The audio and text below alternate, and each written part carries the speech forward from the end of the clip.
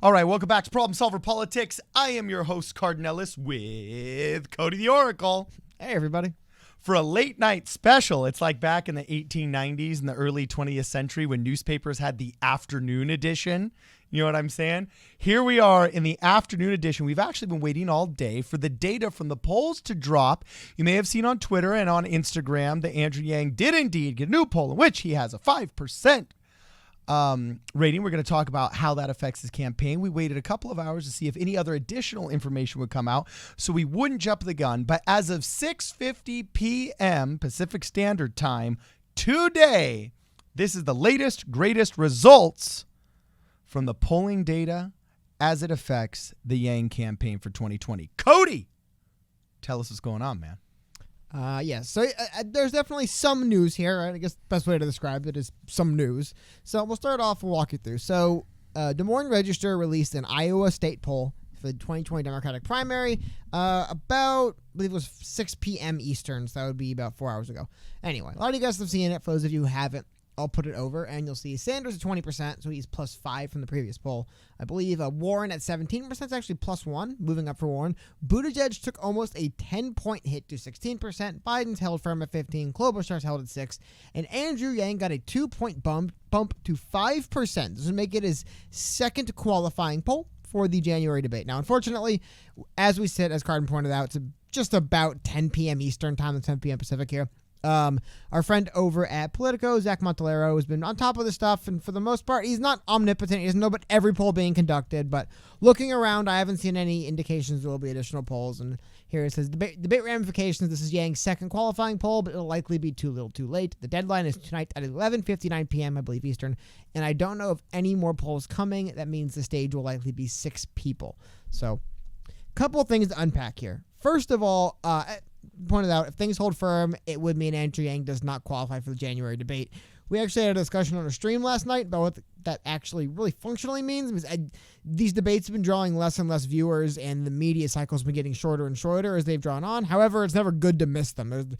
Silver linings exist for a reason, right? Because there's something not good there as well. However, it is positive to see Yang moving up in Iowa. And actually, there's an interesting little GIF that has come up out of this that I want to show you guys. It's put together from the people over, give me 1 second. I'll make it a little bit bigger for you guys. You can see it a little bit better, but this is put together from the people over at the Des Moines Register. And let me see if I can get it right so you guys can see it. Unfortunately, I'm struggling to make it super large.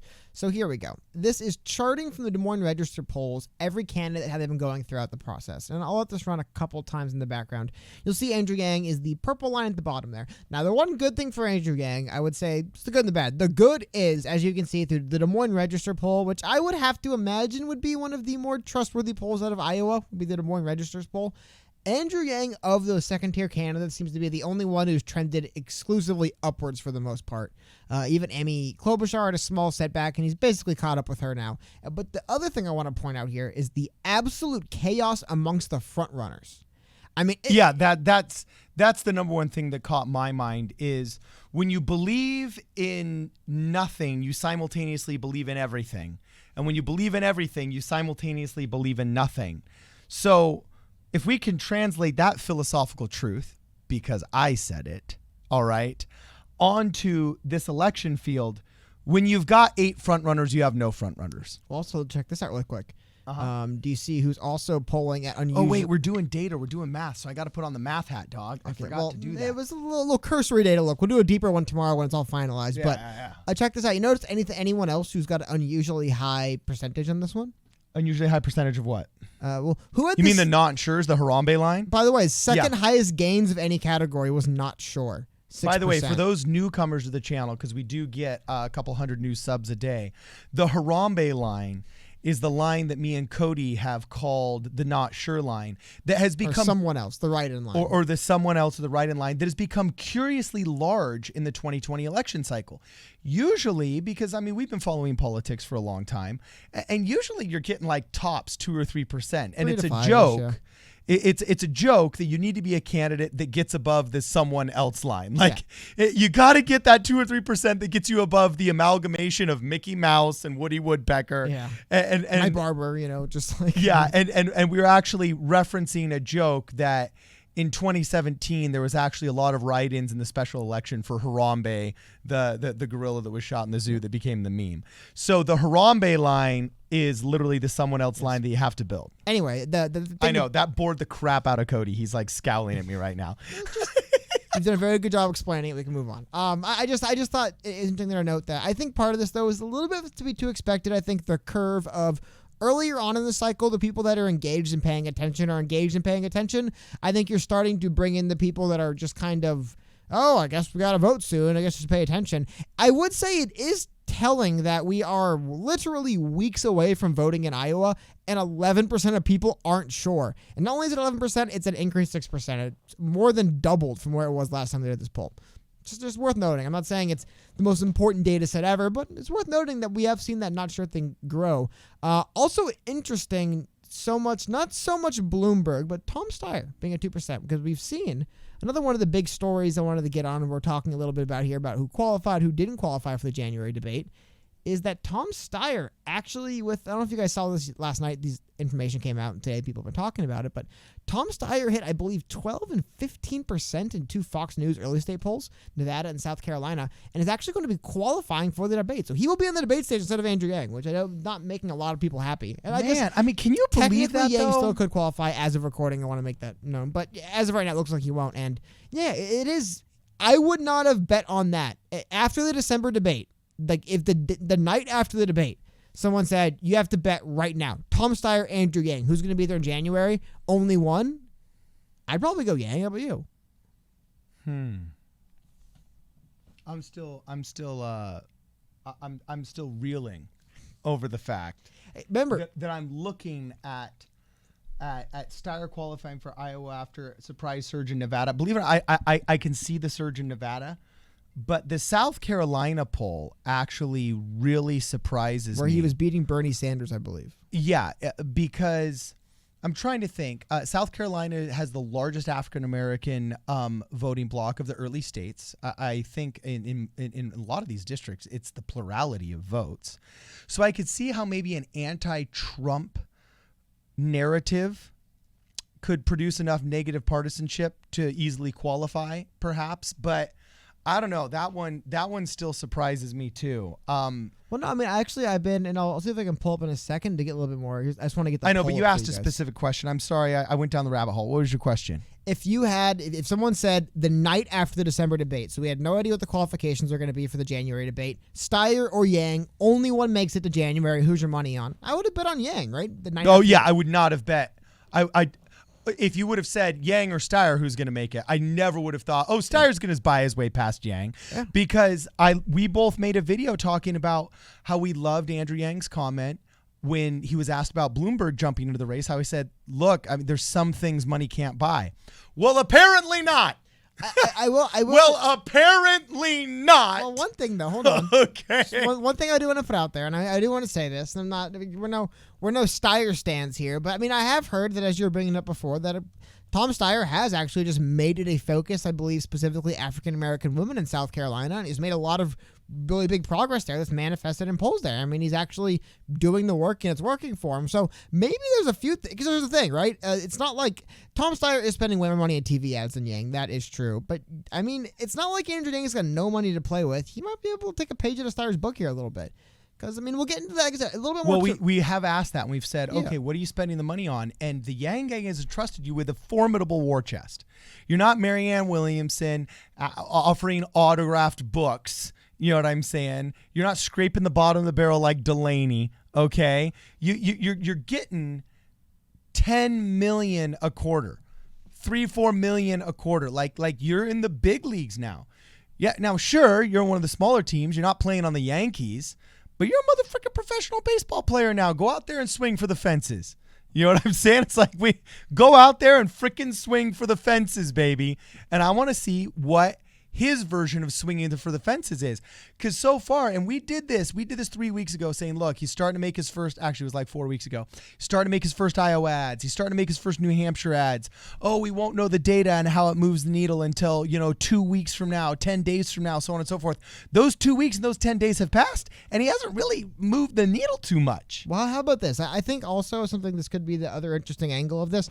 We're going to learn a whole lot about the Yang campaign in the next few weeks, assuming this does hold and he doesn't qualify, right? And I think one interesting thing to think about, it's a saying that I like to bring up a lot, but I think it's a pretty good application of it, right? I think it's attributed to Mike Tyson. I don't know if this is the word for word quote of it, but the idea is, everyone's got a game plan until they get punched in the face. And I think if Yang, like I said, misses the first debate of his campaign, probably, now he's got punched in the face. How do they react? How do they come back? How do they say, okay, our plans to qualify didn't work this time. What's plan B? How do we recover? How do we capitalize on this? So a couple things I've heard. I have heard Yang has mentioned that if he doesn't qualify for the debate, he is planning some sort of counter signal to go on during the debate. I don't know if that's just as simple as live tweeting, live streaming himself, doing something more high profile. Don't know anything beyond that. We were talking last night on a stream about potentially the idea of maybe like a debate with like a Joe Rogan hosted debate kind of forum thing. Probably on short notice wouldn't happen, A. But B, the larger thing is, I do believe Yang did eventually is also one of people who signed the pledge from the DNC. Or basically, you're not allowed to do anything to harm the DNC while you're running as the DNC. It's I think the same pledge that says you can't drop out and run third party if you pledge to run as a Democrat, because they don't want people to do that. Yeah, but at that point, when the Democrat Party is the one that screw you, who cares? Well, I agree. Like honestly, who cares? These people never liked you from the beginning. They told their propaganda arm at CNN, like, oh yeah, that Yang dude. Yeah, why don't you ask him some questions about like, Chinese stuff? He looks Asian, and and then and, just like, throw him a bone. Throw him a 7-minute bone. Please. These people didn't give a crap about you in the first place. Okay. I hear you, but I do believe it makes sense also, though, if you're saying, it'd be like if somebody's saying, like, it's kind of like a non-compete clause. You know what I mean? It's the same idea. It's like, You can't just quit and go work for our competition right away. That doesn't work. And by the way, that non-compete clauses are completely unenforceable in the state of California, because even our state recognizes how absolutely absurd it is to say, hey, so you got a nice operation here. We're going to take over your operation. I'm going to take your wife. I'm going to put your kids in the labor camps. And then you know what? I'm going to beat you to crap, and you're not allowed to be angry. And you're not allowed to go compete. I wish I had time to talk. I wish I had time to talk non-compete clauses. But what I want to talk more about is, because here's the other thing, right? The January debate's not the last debate in the cycle. There's going to be 3 debates in February. Now, I've been looking to get a solid confirmed source on this. DNC has been a little bit guarded in what the next debate qualifications are going to be, especially with how controversial the last ones were. They're keeping it close to the chest. However, they have made multiple indications that, which rightfully so, results in the early states will play a role in who qualifies for February. Ultimately, I don't think they want to find themselves in an embarrassing position where someone like an Andrew Yang let's say Yang hits 11% in Iowa, and they keep him out of the debate stage because, like, well, your national polls aren't. It's like, well, the actual voting is higher for him, so that's obviously coming, and that brings me up something as well. So again, I want to have this GIF in the background for one more second to show that in Iowa, Andrew Yang, if he doesn't poll at 5, but let's say he actually gets close to double digits in a vote. Because remember, these polls do have a margin of error of a little bit, 1. And 2, I do believe Andrew Yang, similar to a lot of candidates, he's engaged a lot of new voters, and by and large, it's a bad investment for pollsters to poll new voters. Unfortunate, but by and large, it's bad for them to do that because... Which would disproportionately work against Andrew Yang. Well, no, it would work for him if they did, but it would work for him if they did. But the fact that they don't works disproportionately against him. So I think again, there's some. I think at the polling booths we will see Yang should outperform what he polls just based on that fact alone. It's not science. It's not proof. Don't go and bet on it in Vegas. However, I would say the kind of people Yang is engaging and motivating are the kind of people that the DNC generally isn't super. Maybe they should be, but they're not super caught up on. So what are right-leaning independents and disengaged voters? What are people who haven't voted in 15 years? Who do they want? You know what I mean? Generally, they're like, who are the people that voted Democrat the last 10 elections in a row? Who do they want to win? That's generally speaking, they do it. Flame them, not me. But again, getting back to the point of making it to the next debate stage will probably be actual and not polls. If Andrew Yang keeps moving up, and again, we've talked about this a little bit, But there is currently going on right now. I'm see if I can resize this for you guys a little bit better. But now that it's actually been updated to Yang Month. So I'll have the link here if you guys haven't seen it. But there was a movement, the Yang Week, where a lot of all kinds of different. I'm sure a lot of you guys are very familiar with this if you're watching our videos. You know, a lot of people like Patrick KG, Kai Watlor, they're all out there doing this kind of stuff. And they're out there canvassing, and not just them, hundreds and hundreds of other people as well. I don't want to leave anyone out, so I shouldn't have named anyone. However, something like this in Iowa and New Hampshire as well, where Andrew Yang has had a lot of people out there working for the streets in New Hampshire as well, but Iowa's got a big focus right now. This is going to be really important for him making it to the debate stage in February and continuing the campaign. Like a shocking Iowa result due to hardcore grassroots efforts for a month leading up to the voting and the caucusing. Yeah. That is the kind of thing that really he will need to move forward, because it's that kind of X factor he's going to. Does that make sense? Because if you have a hit to your momentum, nobody expects you when playing a long baseball game to always be ahead all of the time. There's going to be times where the other team, hits a home run and RBIs two people, and all of a sudden they're up by one. Okay, so in any competition, we know the scoreboard's going to be looking like this, and there will be times when you're down. Everybody can expect that. But when nearing that halftime mark or nearing that end of game mark, you have to have a breakout performance, all right, that makes it so the momentum is now on your side and stays on your side until that particular marker in time that really matters. So, yeah, I really do think this is a time for a push. This is the halftime push, baby. Right here, the halftime push. Ooh. Oh yeah, sorry. I just pulled a picture up like quickly and. You like sports analogies? I thought you'd be like one more like. I do. I thought it was interesting you picked a baseball analogy like that, because that's pretty good though. It's pretty. Because anything just gets more masculine with Marion H. Hey, that one's for you. Hey, duly noted. Duly noted. Yeah, I guess this is what I wanted to just take a second to highlight. Like I said, there's a lot of people from all around. I think all around, not the country, but the globe. I think there's people from different countries right now down in Iowa hanging out. Canvassing for Andrew Yang, trying to get him. Shout out to everyone on these pictures. I'll have this link in there so you guys check it out as well. But it is the kind of thing where we are going to find out, because here's the thing, as I was trying to say before, being a grassroots canvasser and finding people that were disengaged or moderates or not exactly general voters and motivating them to Yang, it only shows up on election day, is what I'm trying to say. That makes sense. So all this stuff going on, a lot of the money being spent, I do think there are some probably valid, like, it is valid to say if they don't qualify, they might want to rethink a little bit how they're spending their money in a certain place, because it probably could be done better, right? Like, obviously something went wrong. They didn't qualify. So beyond that, I think the grassroots stuff is just, I don't know, I can't think of a better way to say it, unfortunately. It's going to show up on election day. It's not going to show up in these polls, because for every one of those people that you poll that were not a vote blue no matter who, full-on blue Democrat, I vote every 4 years, every 2 years, I consider it my duty. Those are the people that get polled. Those are the mains of the polls. So, again, I don't know why I'm repeating myself on this, but anyway, Carden, save me on this. Okay, well, I don't think there's anything to say. I think that we have basically said everything the way it needs to be said, and there's some harsh realities that are hitting now. There are some harsh realities. He got punched in the face, right? That are hitting. And I said this. Everybody knows that watches this channel. I love the Andrew Yang candidacy. He's a citizen politician, not a politician who's trying to climb the ladder. He's got legitimate ideas that he believes in his heart and he's willing to fight for. We have made video after video saying what we like about him, what we dislike about him, what we think is great about him, what we think is bad about him, okay? And at the end of the day, we trust that he's in this for the right reasons, and I want to support the candidacy of any person who I trust is in it for the right reasons, because if you're in it for the right reasons, once you make it to the House and the Senate, if you don't get corrupted there, you will ultimately bend when necessary to bend, break when necessary to break, and stand fast when necessary to stand fast. With that said, we have also been very vocal that Andrew Yang needs to get out of his comfort zone, and he's struggled with that. He's not gotten aggressive on the debate stage, and they have mopped the floor with him. Okay? The last one was good. The second to last one was okay? But at the end of the day, he has not really made strides in that. From day one of the first articles written about him was a 538 article, okay, by our friends over at 538, talking about how he struggles with the African-American vote. He struggles with the female vote, okay, and his fan base is like, 85% male.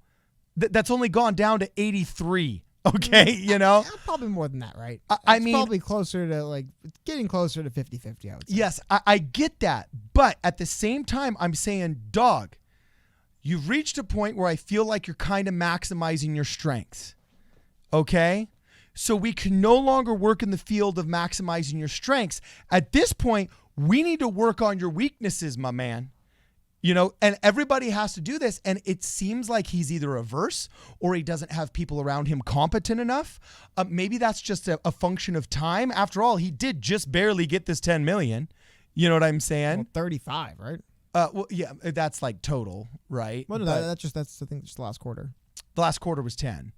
So, I mean, 15 or something. I apologize, man. I got too many numbers in my head. You're right. yeah. So anyway, basically, you know, so you got your war chest enough that you could be hiring. You could be hiring class A-list politics people to be doing this for you. Don't sell out to the establishment.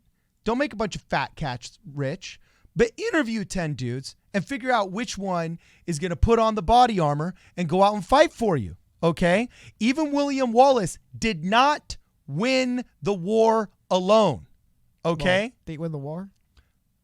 Well, he screamed freedom, and at the end, we all love him more than we love the bad guy, which I think is an ultimate win of the war. Okay. And it was actually not him, but technically the people he inspired 5 years later that won the war. But you get what I'm saying, all right? Are they still part of the United Kingdom, or am I wrong?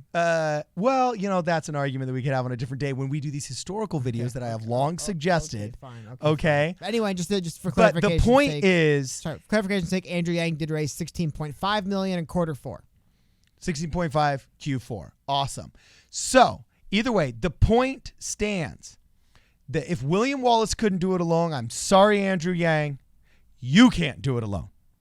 Okay? So you really need to put your big boy pants on, start swinging for the fences, my man. And I got to say, I've been impressed that he's maximized the Yang Gang. I've been impressed that he's maintained his cool outsiderness, and that keeps working. But I just feel like he's reached a point where maximizing your strengths is no longer how you're going to grow the pie. You now need to go and eat a piece of humble pie and start thinking, man, how can I convince, not even convince, but how can I educate African Americans as to how the freedom dividend is really going to be a game changer for their community? How can I show women who are the majority of the working class that this freedom dividend is really going to lift those that are in poverty out of poverty, enrich the lives of them and their children for those that aren't in poverty, and be a game changer for every single girl on the not the planet, but that's receiving the freedom dividend? How do I do that? And the stats show that he hasn't really moved the needle in any of those regards because he's been relying upon organic growth there. And I'm sorry, you're at a point now, Andrew Yang, where organic growth ain't cutting it. You need some fertilizer, my man. You need to crop dust that field with some fertilizer, preferably non-GMO. But so, and actually, no, I should say organic because fertilizer technically isn't non-GMO. It's the seeds that are GMO. So anyway, the point still stands that I am a little bit disappointed in Andrew Yang in this regard because I haven't seen any large pushes towards the African-American community or towards females where he's really struggling, but I think he could excel. Okay, I'm very happy with Andrew Yang that he has literally come out of obscurity into the light. Okay, he has come from 0 to 5%, which in my opinion is a harder feat than going from 5 to 10 or from 10 to 20. When a rocket ship takes off, they burn over 50% of their fuel in the first 100 feet. Okay, so it's more difficult those first 100 feet than making it to the freaking stratosphere. All right, you've burned those first 100 feet of fuel. Now let's make it to the stratosphere by eating some humble pie and doing what you may not be good at. And I only say this because I think you can do it, and I think the Yang Gang would support you in doing it. Sorry, that was a rant. Look, Cody's asleep. Do I need to press the button here? I'm going to press the button so you can all see Cody's asleep. What, you didn't like that? Okay, fine. Well, he wants me to break, which is probably because it means I talk too much. Tell me if you agree with me. Do you agree with me, or do you think I'm off my rocker? Comment below, like, share, subscribe. This is Problem Solver Politics.